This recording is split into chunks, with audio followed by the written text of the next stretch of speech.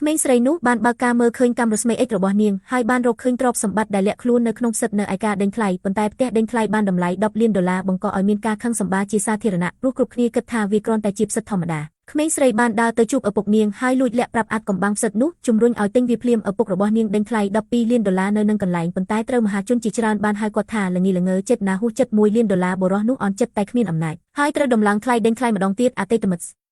រីបន្ថែម$1 លានរាល់ពេលដែលទស្សនិកជនរិះគន់នាងយ៉ាងឆ្លើយប៉ុន្តែនាងប្រកែកថាការដេញថ្លៃគឺអំពីអ្នកដេញថ្លៃខ្ពស់ជាងគេហើយទេឌីបុរសនោះថាខ្វះការប្រកួតប្រជែងធ្វើឲ្យនារីនោះខឹងសម្បារស្រាប់តែដេញថ្លៃបាន$100 លានស្ត្រីនោះតតនឹងនារីម្នាក់ឲ្យតម្លៃ$100,000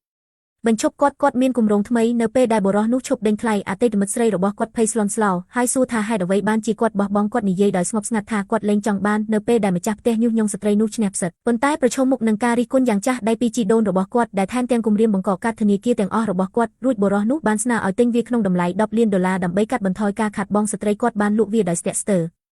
ក្មេងស្រីបានយកសិទ្ធិនេះទៅឲ្យស្ត្រីនោះហើយនិយាយថានាងនឹកសំណាងណាស់នាងក៏ស្ទុះទៅចាប់សិទ្ធិនៅចំពោះមុខមនុស្សគ្រប់គ្នាបង្ហាញពីទ្រព្យសម្បត្តិដែលនាំមកក្នុងហ្វូងមនុស្សសោកស្ដាយភ្លាមដែលមិនបានដេញថ្លៃវា